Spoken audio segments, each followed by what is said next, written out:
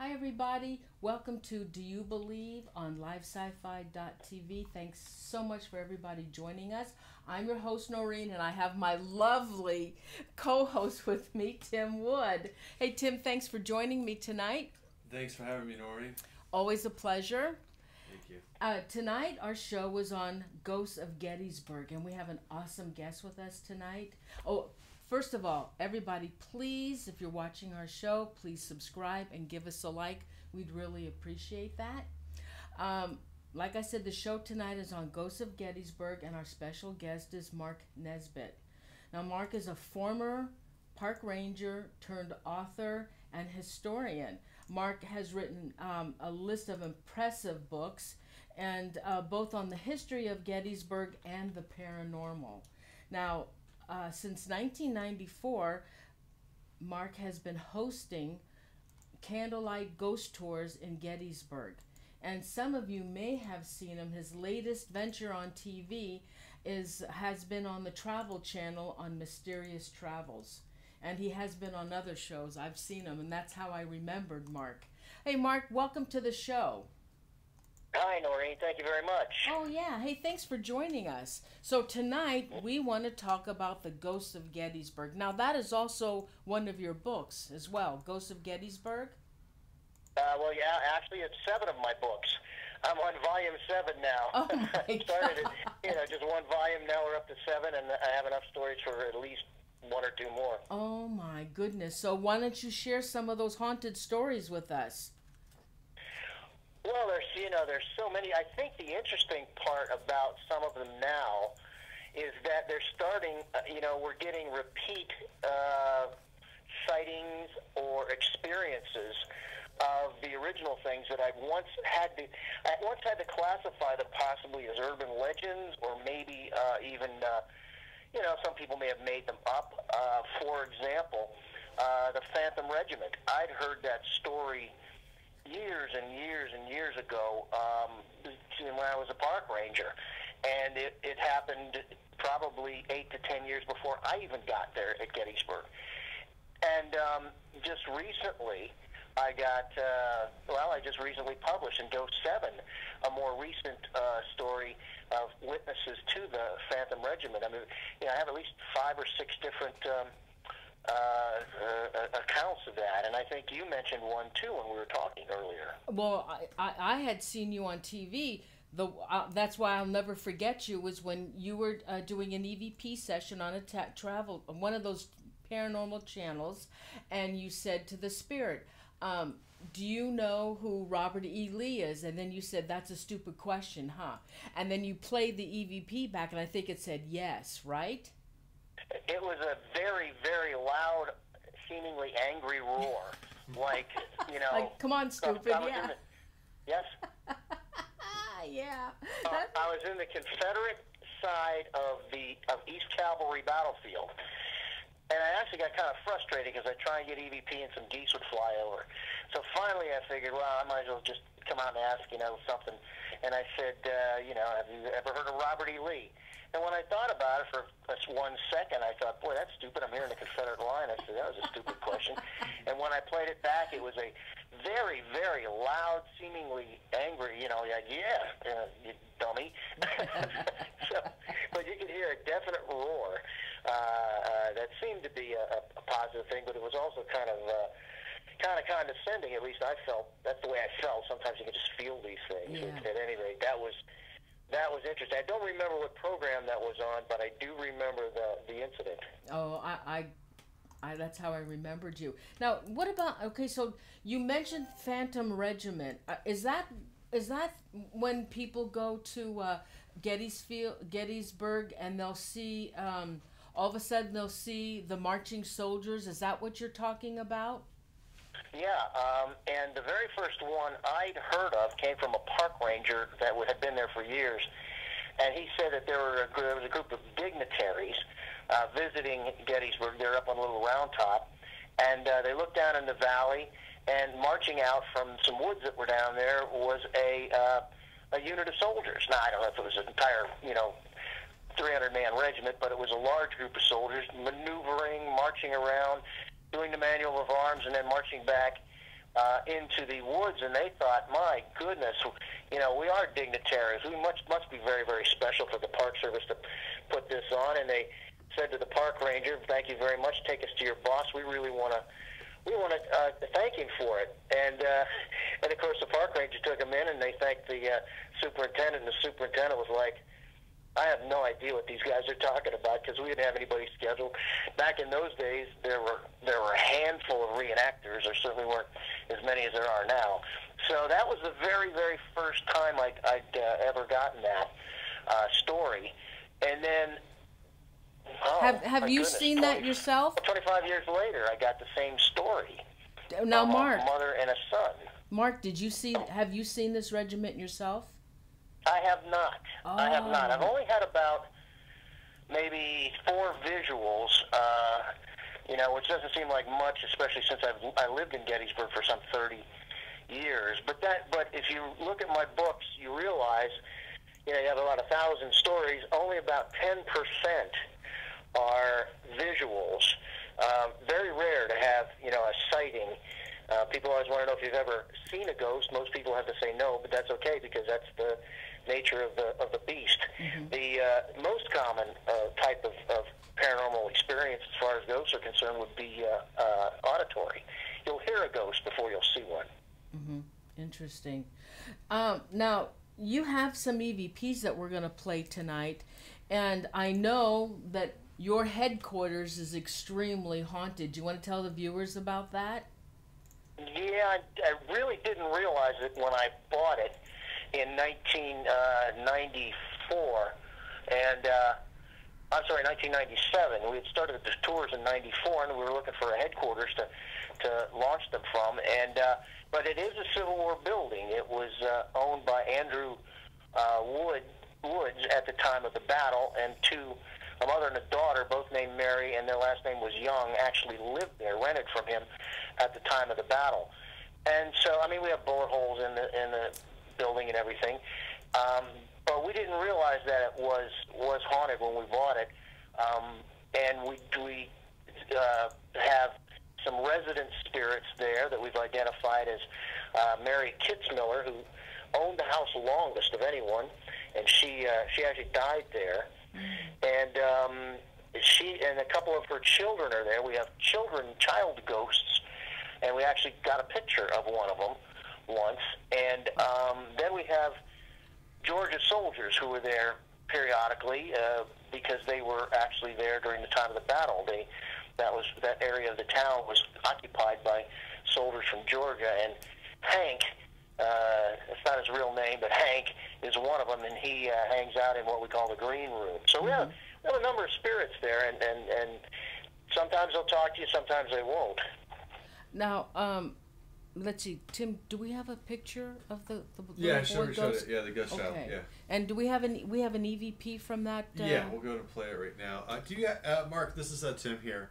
Do you have any idea who the child is? Sorry, I'm not sure if you said, but the child. Have you guys gotten any EVPs or tried to find out more about who the little boy is?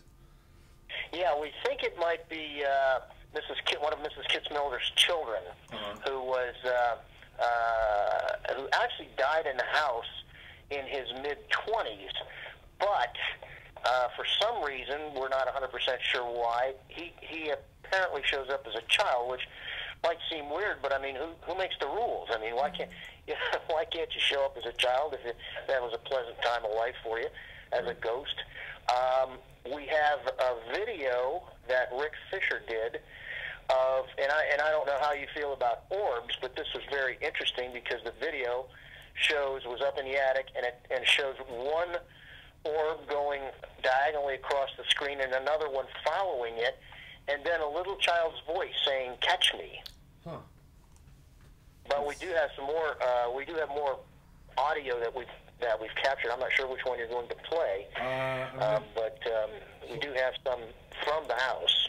Yeah, the one I'm gonna play is I don't. Well, okay, it's Headquarters. I hate them.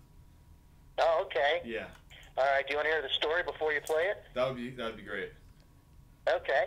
We were Mrs. Kitzmiller, according to some of the people that can hear her, was upset with us because we would invite people. Mrs. Kitzmiller, I understand you didn't like our little tiny cookies the other night. You don't like those? Victorian era.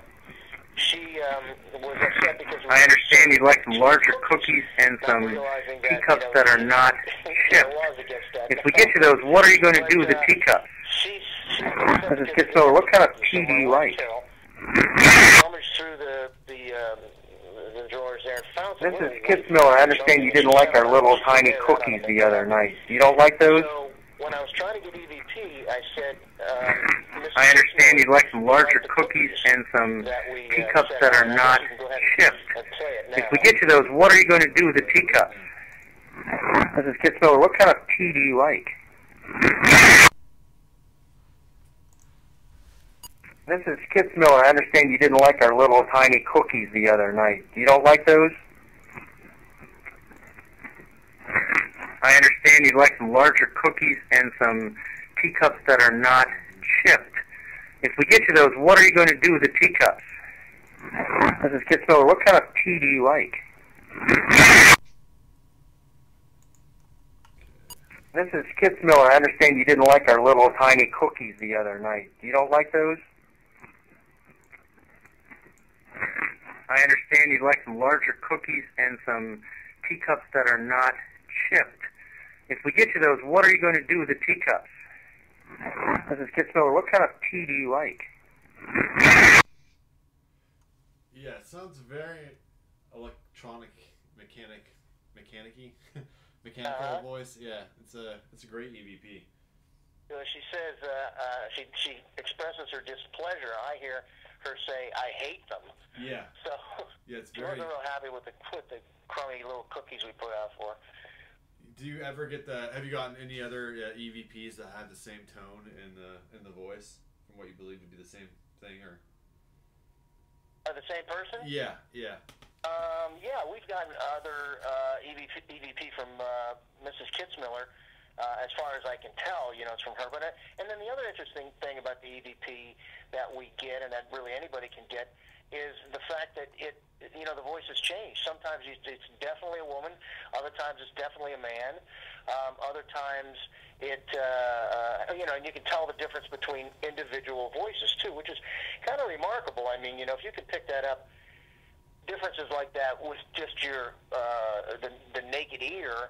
You don't need to enhance anything. It makes it kind of strange. It tells you that there's something else going on out there than just something repeating itself. There's other personalities out there as well. Right. Do you experience paranormal activity on a daily basis when you're at your headquarters? Not really. I mean, I don't work there, but my stepdaughter Katie does.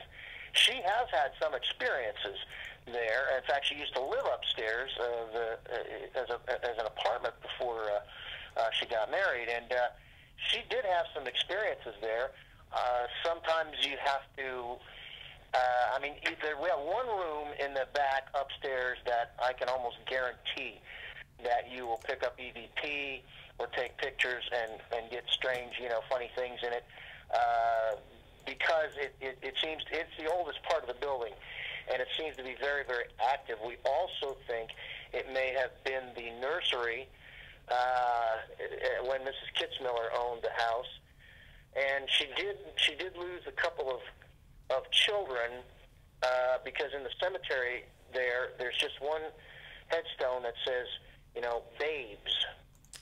And it's kind of a mystery. Nobody knows in Gettysburg really what happened. Were they stillborn? Were they, obviously before they were baptized? And that. So there's a lot of activity in that back room. Oh. Now, you also sent us over another EVP on Cashtown Inn. Can you tell the viewers about Cashtown Inn?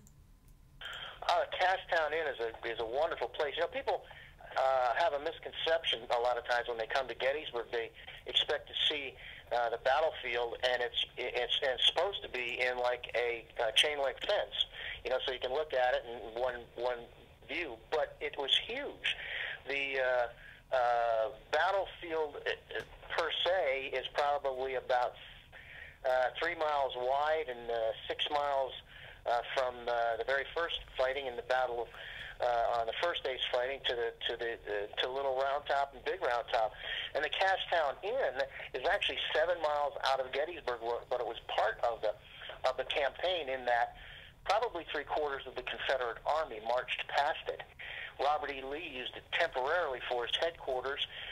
Other Confederate generals used it as their headquarters, and so it's very active, and it has a lot of residual activity there, particularly if you're going to talk about Confederates.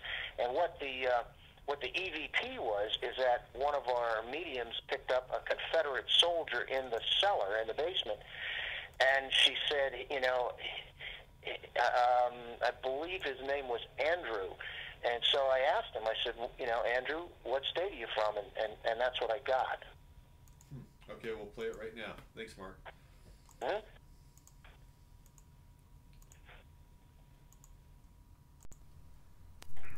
Men of the South, are you here with us tonight?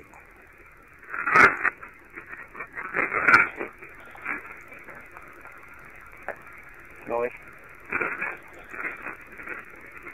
Andrew, will you speak with me?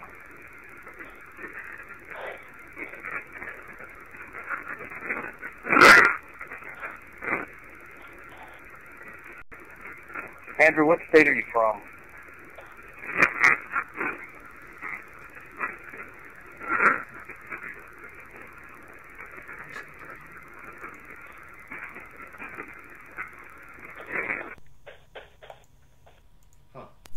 Pretty cool. Men of the South, are you here with us tonight? It's kind of a little bit of a lesson on how to analyze EVP. You can hear 4 distinct syllables, okay? And, of course, the first thing you want to go to is a southern state. And when I listen to that, I hear, since everyone's heard it already, I don't like to tell people what I hear before they've heard it. But what I hear is Mississippi. I can hear the P sound and the S sound pretty clearly, and of course 4 syllables. So I don't know. Your visitors may or your well, I definitely heard Mississippi. Was that captured? Was that captured with a? Was it just a straight EVP, or were you using any type of white noise or anything? Or no, that was just captured on a recorder. I use an older Panasonic, the BR60, which a lot of people think is the only recorder that will capture EVP, and it is pretty successful in capturing EVP, but it's not always real clear. Certainly not as clear as what you just played. Yeah, it's a great EVP. Yeah, thanks. Hey, wasn't that Cashtown Inn also a makeshift hospital during the 3 years? Yes, it was, Noreen. It was, of course, once the battle started, virtually everything behind the lines became a hospital. And that was on the route. The Cashtown Inn was on the route that the Confederate wagon train of wounded, went past. Now, the wagon train of wounded was 17 miles in length. That's how long the wagon train was going from the battlefield of Gettysburg, and that's just the wounded that they could carry with them. Many of them they had to leave behind. So it was on basically a terrible trail there past the Cashtown Inn. Now, the third EVP that you sent us, that's from the engine house? Right. That was kind of interesting because we had, we had a group of the railroad administrators there from Peoria, okay, and they were pretty skeptical. One of them is actually a paranormal investigator, so he knew what we were doing there. Now the engine house is interesting because it's built right. It's a modern building, but it's built right on a segment of the First Days battlefield. I'm pretty sure there's still some soldiers buried out there. In fact, the most recent body, I don't even want to call it body, remains, I should say, because it was just bones, they found was out there at the near the railroad cut, near the. So at any rate, and then you had more history too. You had modern history with the railroads, and railroaders are always very passionate about their craft, and there were some women that worked there as well. And one of them, we found out, had actually done some work in the railroad there, but she was very, very, very loud when we were trying to get the EVP from her. Now, once again, I don't want to say what I hear, and I'll let you play it, and we'll see if anybody can pick up on it. All right, I'll go ahead and play it right now, Mark.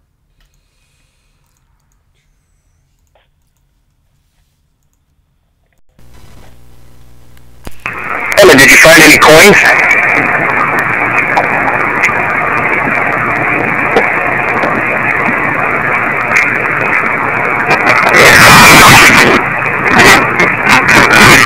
Emma, when you're talking to us, could you do it a little more quietly? I know it's difficult to do this. We might be able to hear you better.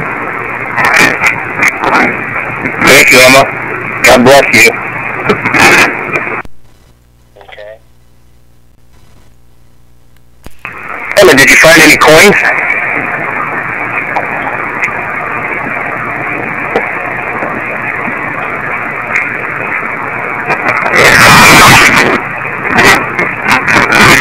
Emma, when you're talking to us, could you do it a little more quietly? I know it's difficult to do this, but you're a little bit loud. If you could talk a little more softly, we might be able to hear you better.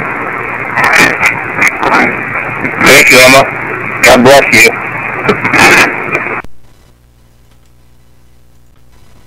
So I heard.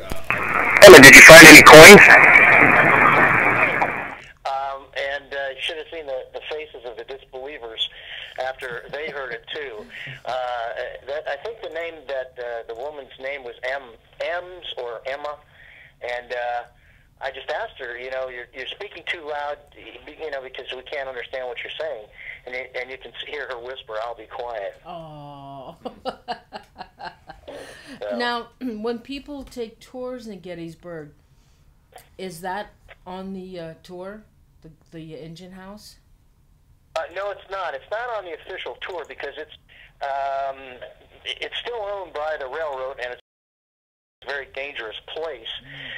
When we were doing the filming for Mysterious Journeys out there, one of the producers actually cut her leg and had to go get stitches because it isn't an active engine house. So a lot of big, huge equipment out there, and a lot of dangerous places. So we actually have to have people sign a waiver before we go out there. It's on our weekend package that we do in the wintertime. We kind of replicate that program by taking the people, letting them stay at the Cashtown Inn, which was on the program, and then taking them to on investigations of 4 different places that were on the program with the team that they saw on TV. So it's kind of a fun weekend. We do 3 or 4 of them in the wintertime when there's nothing else to do in Gettysburg. Hey, when you were with the television channel, did anything paranormal happen? You mean with Travel Channel? Yeah. Yeah, I think I was getting some EVP right in front of them there. That was fairly common. In fact, I know we did at the Gettysburg Hotel. And the interesting part is we were doing an EVP session inside it used to be a bank, and we were inside the bank vault, and I was getting EVP. Now that's like being inside of a Faraday cage. The walls are 6-8 feet thick, and so it sort of, to me, it ruled out any radio waves that could be getting in there, you know.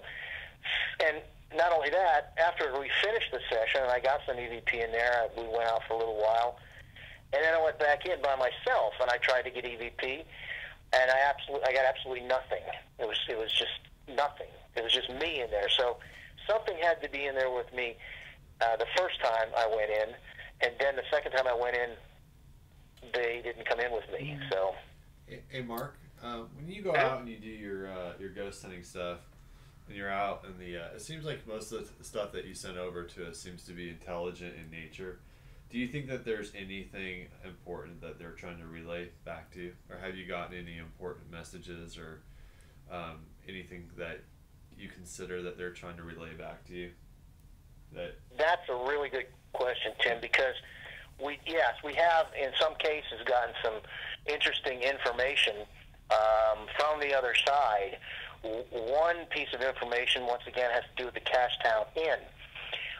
Patty Wilson, who is very sensitive and a co-author of mine on a couple of books, kept seeing a gentleman sitting in one of the chairs there, and kept getting the name Taylor. And her friend Scott Crownover, and he came to me. He said that there was a Walter Taylor on Robert E. Lee's staff, right? I said, yeah, there was. So he made kind of a series of pictures of different soldiers from the era and showed them to Patty. And one of them was Walter Taylor. And she actually picked out two soldiers. She said, it's this guy, but it also looks like that guy, too. Well, Scott had put in a picture of Walter Taylor at the time of the Civil War and one a little bit later. And she picked out those two. And she said, that's the guy I saw sitting in the chair. He was there because he claimed that there was something hidden in the floorboards of the Cashtown Inn. If we were to find it, it would change our opinion on the Battle of Gettysburg. It was one of those things that may have exonerated somebody, or possibly it could have explained something, because there are a lot of mysteries about the Battle of Gettysburg, you know, why certain soldiers did certain things, and it caused the Confederate defeat. But at any rate, he said that there was something hidden there. Unfortunately, the owner, Jack, of the Cashtown Inn, will not let us tear up his floor to look around, you know. Yeah. I don't blame him. But apparently that would have something to do, you know, of major importance. Wow. When this is one other question I had. You know, when people go out on these on the tours, and have you come across anybody that's later contacted you and said that they had an attachment, or have you ever had anything follow you home? Oh, have we ever had anything follow us home? Yeah. Yeah, Carol is sitting here laughing. Yeah, quite a few times. She gets headaches, and they don't go away when you take aspirin. You know, you have to do a little more than that. Maybe I think one of the classic stories that I wrote about was this couple who came to Gettysburg, and they were out on the battlefield, and they're getting ready to get in their car and go home, and they live just 30 miles north of Gettysburg, and they said, "Geez, any of you soldiers want to take a ride?" You know, and so they acted kind of goofy, you know, and they slammed the door and then drove home. They got home, and things started going wrong in their house. They'd go out, and they'd come back, and the waste paper can would be up on the bed. The other things would happen like that, and little things and they couldn't figure it out. And then finally one of them said, "You know, you think that ghost came back with us?" And they kind of laughed about it, and they said, "Well, you know what, we're going back to Gettysburg this coming weekend. Why don't we take him back?" So they made a big deal about it. Yeah. They opened the door to the car. They said, "Okay, we're going back to Gettysburg. Come on, hop in, and we'll take you back."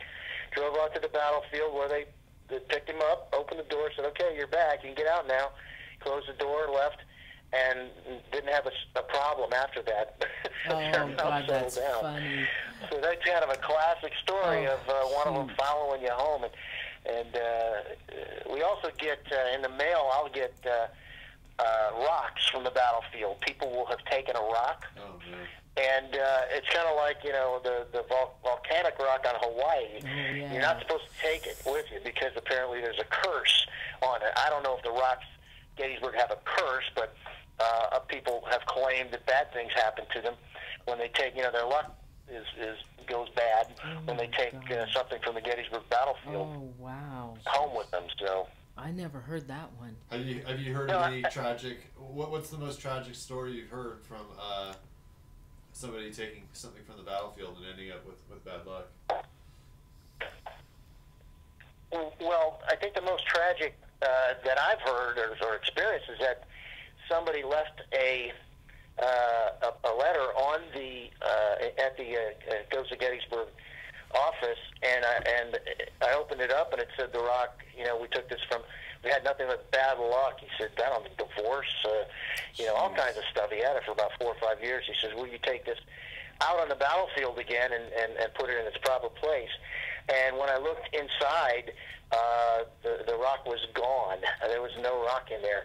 And I'm like, oh no, this guy is doomed. I can't take the rock back to break the whatever spell it is. God. But that and once again, if it didn't happen so many times, you'd say to yourself, come on, that's somebody's imagination. But we've gotten maybe 15 of these letters, people having problems with stuff because they took it from the battlefield. So I don't know how many more rocks or pieces of wood or whatever are out there, wreaking havoc with people's lives. Oh my Hey, God. Mark, how many soldiers are estimated to be still buried on the battlefield? Because they buried a lot of them just on the grounds, right? Is that true? Well, oh yeah, because what happened? A lot of people don't realize this. That virtually every soldier was buried twice. The first time out where he, was shot, where he was killed, and they estimate anywhere from 7,000 to 8,000 were killed outright. There were 51,000 casualties, which is killed, wounded, and missing.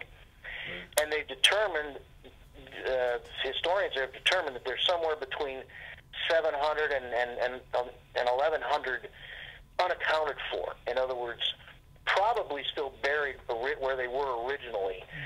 Later, weeks after the battle, the Union soldiers were gathered together, exhumed from off the battlefield, and taken up to Cemetery Hill, buried there. And of course, on November 19th, 1863, Lincoln delivered the Gettysburg Address to consecrate the cemetery. However, the Confederate soldiers were still left out on the battlefield because they were the enemy. They couldn't be taken and buried in the National Cemetery next to the guys that they had tried to kill, or that were successful in killing. So the Confederates remained buried on the battlefield till 1870, 1871, when finally Confederate widows and orphans gathered up enough money to start bringing their bodies back down south. So we know they didn't get them all. Do you think so that's there's why still many buried out there? Do you think that's why the battlefields are so active? Well, it could be. There are a lot of different theories on why why spirits linger. One, of course, is the fact that of unconsecrated burials. If you're not buried and words aren't said over you, or prayer said for you, that there's a likelihood that you will not rest easily. There's also the theory of a youthful death. A sudden death, that people just don't know they're dead. Because when you're charging a cannon and it goes off, it's pretty quick. So you have these bursts. And whenever you're shot by a mini ball, Civil War projectile, breaks your bones. And also, isn't there a lot of limestone which creates energy? They say that with the limestone and with the 3-day horrific battle, that it was like the perfect storm for paranormal. It's actually granite that we have at Gettysburg, not so much limestone, more granite than limestone. But that works too, because granite is filled with quartz. Mm-hmm. And, quartz can capture electromagnetic energy. And I used to think that was a crazy thing, but anybody watching your program on a computer is using a silicon chip quartz, right? And so that's what holds the memory, in electromagnetism, using electromagnetism in our computers, and your quartz watch, and how many other things, telephones. I mean, it actually does hold energy. If you look at Gettysburg and the geology and the town itself, you realize that virtually every foundation in Gettysburg is this dark gray granite, from the battlefield, from the fields. It's fieldstone. The light salmon-colored brick is local brick, and it's that color because it's full of, granite that's been turned into a mud. So if you want to look at it in terms of geology, that certainly had something to do with it. And I like your analogy that the battle was the perfect storm for creating ghosts.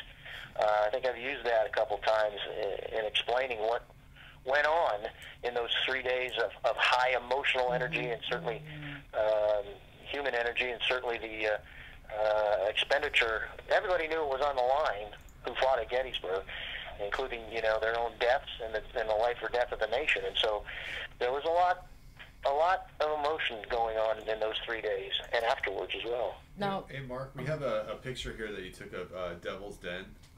Can you tell us there's two looks like apparitions that were captured on the photograph? Can you tell us? Right. I did not take that, Tim. That was taken by Scott Crownover, and he was actually experimenting with some filters. That was actually taken in broad daylight. Okay, everybody wants to go ghost hunting at night because that's, of course, the only time ghosts come out, which is a fallacy. Half my stories happen during the daytime, and so he went out in the daylight and had a special filter, and took a series of photographs out there. He had a spotter with him, and the spotter said that nobody was out there with them. I mean, I think it was in this early spring. You can see there aren't any leaves on the trees, and the one figure on the top of the rocks. He said he didn't see him there, but I don't know. I've been out there and I've seen people pop up and pop back down pretty quickly up there. However, the intriguing figure is the one on the right, who seems to be standing there by himself. If you look real closely at that, you can see that he looks like he's dressed in what is called a great coat. It's the Civil War long coat that they wore. You can also see that he casts a shadow to his right, but only his legs cast the shadow. There's no shadow cast by his torso. And if you look real close, you can see that he has no head either. That may be because, I'm not saying he was decapitated during the battle, but it may be because it just hasn't had time to form an image. But if you're familiar with that area, you realize that there's a huge open area to the right. And in order to get from some place where he couldn't be seen to where he could get his picture taken and then get out of there in the short amount of time it takes for the camera to recycle is a virtual impossibility. So I'm pretty well convinced that Scott got a picture of at least one ghost out there at Devil's Den, and remarkably, it was during the daylight. Now, Mark, how did Devil's Den get its name? Noreen, that's a very interesting question, and the answer is nobody knows for sure. It was called Devil's Den way before the battle. I have a story. The theory that there's some kids saw a huge black snake out there that they named the devil, and so that the Devil's Den. It was the Devil's Den, the rocks out there, but no one really knows for sure. But it certainly fit the name on the afternoon of July 2nd, 1863. Right. Yeah, I heard it was from the way back, and then the American Indians used to go hunting out there, and the formation of those rocks scared them, and they said it was evil. That area was evil. Yeah, and we also know that there's a huge Native American presence in that area. And I only found one account in a newspaper in the late 19th century of what was rumored to be an absolutely huge Native American battle out in that area within 1 mile of Big Round Top, which would put it right on the battlefield, the Civil War battlefield. And I know when I was a young park ranger out there, I'd go to people's houses who lived there for years, and they would have a mason jar of mini balls, you know, the Confederate bullet. And they said, look, I collected all these while I was out on the, you know, wandering around the battlefield as a kid. And then they'd show me another jar full of arrowheads, probably twice or 3 times as many arrowheads. Wow. So if the spent mini balls, the fired mini balls were numerous, the arrowheads that had been fired down in that area were even greater. So I have a tendency to believe that there was a huge battle there. You know, I saw a show today on Gettysburg on the History Channel, on History Channel 2, and there's a museum. There's a museum at Gettysburg, and it used to be an orphanage, and they were telling these horrific, horrible stories that went on at that orphanage from a Rosa Carmichael. Yep. Do you ever investigate that museum? Yes, I have investigated it, and we did get some EVP. I did it with a Canadian TV station. They were producing a program for children because there were children involved, and the story is pretty horrendous. What had happened? Actually, it's a nice story that turned horrible because after the battle, there was a man found, a sergeant. Well, they didn't know who he was, but clutched in his hand, he was dead, and clutched in his hand was a picture of 3 children. And so they assumed these were his children, and they published them to find out who this man was.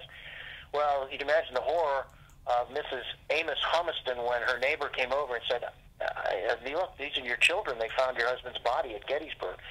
So she identified him, and the outpouring, monetary outpouring, was so great that they got enough money so that they could build an orphanage in Gettysburg, which opened right after the war for all the orphans, not all of them, but many of the orphans that were created because of the war. And she ran the place for a number of years and was a wonderful woman. Then she got married, and so she left.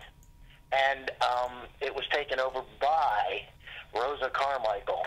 See, she's something out of a Dickens novel. I mean, she would virtually torture the kids when they were bad, you know, and make them stand on barrels in the cold winter until they fell off and hurt themselves. And actually, that was one of the first ghost experiences I had at Gettysburg was with these children. I was living in what is known as the Cemetery Lodge.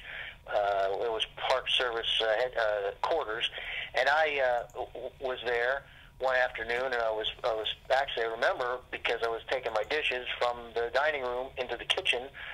All of a sudden, I heard this crying, this wailing, and I stopped, and I said, "What in the heck was that? Was that, you know, it must have been the pipes, you know, in the house." I said, "Well, I've never heard that before, and doggone it, that didn't sound like a little baby." So the next day, I went into work, and I was talking, and I told people about this, and they said, "You need to talk to the person who lived there before." And sure enough, this woman had been hearing babies crying in that house. And the only thing we could attribute it to was the fact that there was, you know, the orphanage 2 doors down. And that whole area was, you know, used by Mrs. Carmichael for her, you know, to mistreat the children. So it makes sense that you would hear a child crying in that building. Yeah, so very sad. Hey Mark, what's the story with the tavern and the apparition you got on the photograph with the game camera? Oh yeah, once again the Cashtown Inn. You know, Noreen, you asked me about it. You asked if it was haunted. It sure is. Yeah. We had set up as an experiment. We had set up a trail cam infrared trail cam, and hunters use this to see if there's any activity on trails in the woods. And it is set off by motion. And so we set it up in the bar of the Cashtown Inn. The neat part about it is it's date and time stamped. Right. Plus, it takes pictures in the dark. So we set it up, and the very first picture we got, which I believe is on the left-hand side, that's a great picture of Jack Palladino locking up the bar. He does it the same way every night. There's a door in the background. He locks that, walks through the place, and he accidentally set off the camera, and then goes and locks the other doors behind the bar and shuts off all the lights. 9 minutes later, in a locked, darkened bar, something else set off the camera, and on the right-hand side is that picture.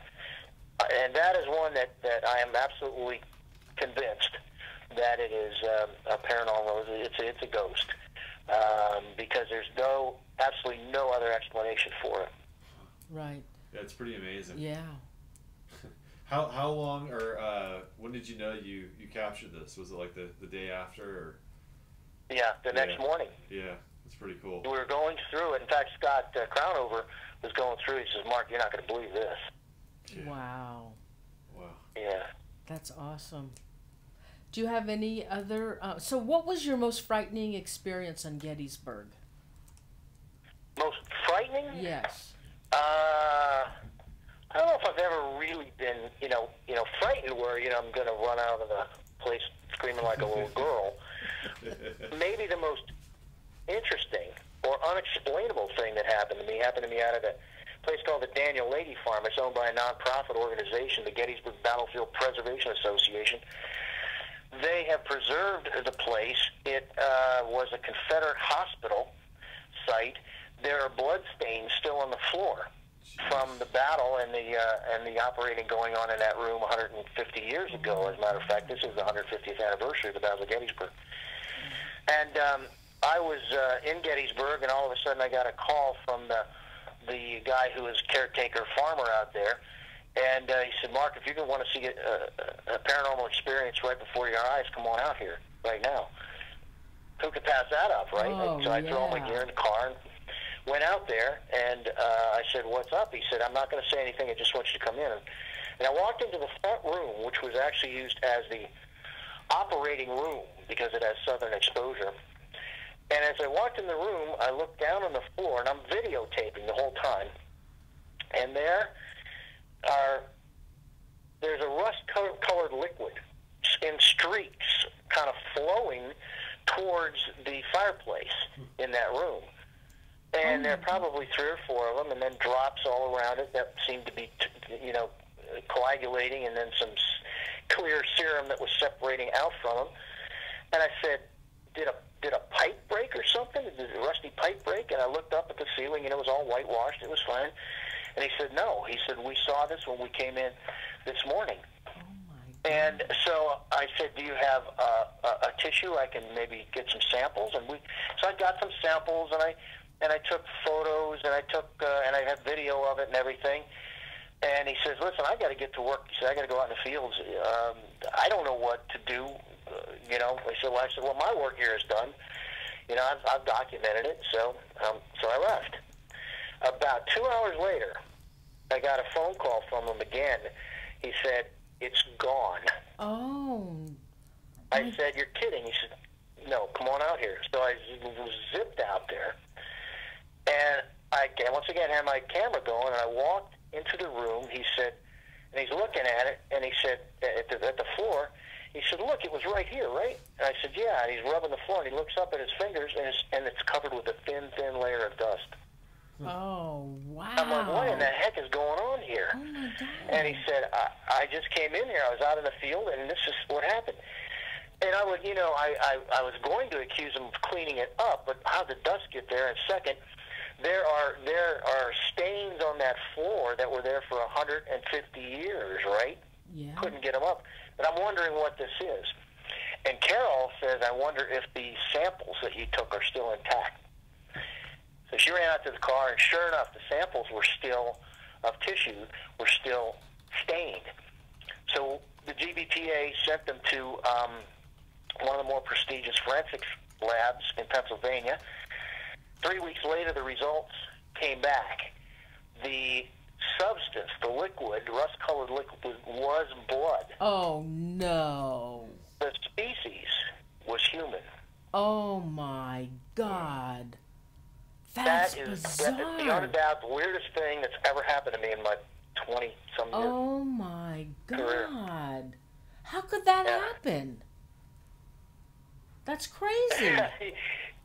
Now, That Lori, is you don't expect me paranormal. to answer that question. I can't answer. Oh, my I don't know what happened. God. Has that ever It's happened? one of those things. Did it was that duplicated? Did it ever happen again? Never happened again. God. Just happened at one time. Oh my God. Hey, you know, that land is huge. 3 miles by 6 miles, 3 by 6. Right. Right. There must be a lot of buildings on that land. Were any of them privately owned and any private families living on that land? Yeah, there are. As a matter of fact, you know, the battlefield, the park, the national park, I think the last I read had about 70 or 80 structures on it, a lot of houses. I lived in 4 of the houses on the battlefield when I was a park ranger. They kept moving me around because I was the bachelor. And so I did live in a number of those houses. But you also have to remember that many of the, and most of those are owned by were bought and owned by the Park Service now that are on the, they bought them? the park. But you have to remember that a lot of the buildings that were on the outskirts of Gettysburg became hospitals. They had 51,000 wounded. It's just, I mean, that's Yankee Stadium. Yeah. Filled up, okay? That's all the seats in Yankee Stadium. Dropped down on a little town of 2,400. So all the barns, all the houses. So I have a number of friends who own buildings, you know, Civil War era buildings that were hospitals at the time, and they're haunted. And, you know, we go out there and do investigations. The David Stewart Farm, a friend of mine owns that. In fact, I think they're doing an investigation either tonight or this weekend. Really? Out there. Now, do you live in Gettysburg? No, we live in Baltimore. I lived in Gettysburg for 30-some years. And, in fact, you could see the battlefield from my one house on the north end of town. I could see the monuments out there and walk my dog on the battlefield virtually just about every night. Oh, why'd you move? Why aren't you there still? Well, I got married, and we decided that we wanted to try something different. Well, that's no Now, we still excuse. I'm sorry? That's no excuse, Mark. Well, we still have the building, you know, that we run the ghost tours out of, and we virtually gutted the old plumber's garage that was in the back and turned it into a nice apartment back there. So we do have a place. We still have a place we can stay in Gettysburg when we go there. But your tours are still going. It's under your name. That is correct. Yeah, it's Ghosts of Gettysburg Candlelight Walking Tours. Now are you done? I just have one question.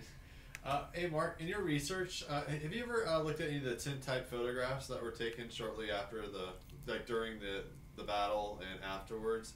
Has anybody ever caught anything or seen anything that might be paranormal in those tintype photographs? In the old photos? Yeah. No, and I think it's because of the way they were produced. You know, with these old daguerreotypes, you had to expose the area for probably 20 to 30 seconds, okay? Mm-hmm. And it's my experience when you do capture something on film, it seems to be going in and out of the visible spectrum rather quickly. Right. You know, we can only see at 30 frames per second. That's what all film is. But anything faster than that is a blur. And so that may very well be how these entities can only be captured on film. You know, when you have a flash that's 1/1000th of a second, it's going to capture something, you know, by accident. And so, but with the old style photos, you couldn't do that. Now, I've seen some that were faked. Right. Mary Lincoln sitting in a chair, and there's a ghostly image of Abraham Lincoln behind her with his hands on her shoulders. Yeah. Yeah. Were there a lot of Yeah. spiritualists that kind of opened up shop in the later years after the war in Gettysburg? I'm sorry, were there a lot of what? Were there any like spiritualist shops that or people that kind of opened up shop there in the early like 1900s to kind of cash in on Spiritualism, people? you know, started at, you know, in the mid 19th century, I guess, with the Fox sisters and, Yeah. you know, in the 1840s and everything. But the Civil War, that's when it really boomed, because you had, you know, hundreds of thousands of dead soldiers after the war, and their young wives and mothers and sisters trying to get a hold of them again and talk to them. And so spiritualism and the you know, ability or desire to communicate with them flourished back in, you know, in the 1860s, 70s, and 80s. And it seems to be having a renaissance now, you know, with all the ghost hunter shows on TV and things like that. Yeah.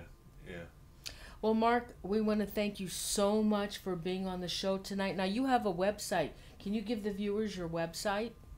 Right. It's ghostsofgettysburg.com. Oh, that's simple. Real simple, just like my books. And there's information on the books, on the tours, and on our weekends that are coming up. And Mark, when is the best time of year for a tour? Well, our tours run basically from March through November. So if you want to take a walking tour, that's the time to come to Gettysburg. And like I said, we do our special weekends then in the wintertime. Right. And how are winters up there? Is it pretty cold? They're not too bad. We'll get one or two big snowfalls in a winter, but it's, remember, you're in southern Pennsylvania, so it's not really too bad. Not real cold. I mean, you know, it's winter, but it's not, you know, like Alaska or anything like that. Yeah. Well, thanks so much, Mark. Everybody, say good night to Mark. Thanks so much for joining us. It was a pleasure. It was a pleasure to talk with you and a pleasure to meet you, Mark. Thank you, Mark. Best of luck to you. Anytime. Thank you so much. Take care, Mark. Good night. Good night. Good night. That was a Awesome. very fascinating guest. Yes. Yeah, it's great to have Mark on the show. Yes. So, Thanks, Mark. yeah. So I guess we're going to come back in about 45 minutes. We're going to be doing an ITC session with the monkey. Yeah. I guess you've noticed him. Yeah. So, yeah, we'll be back. I'm going to create the show, and we'll be back in about 45 minutes. Thanks, everybody, for joining us. We And, really please appreciate like it. and subscribe to our channel. And if you get a chance, we just created a new Google Plus page. So please add us on Google Plus. I did. I added you. Yeah, thank you. So Good there night, you go. everybody. We'll see you in about 45 minutes. Thank you. right. Good night.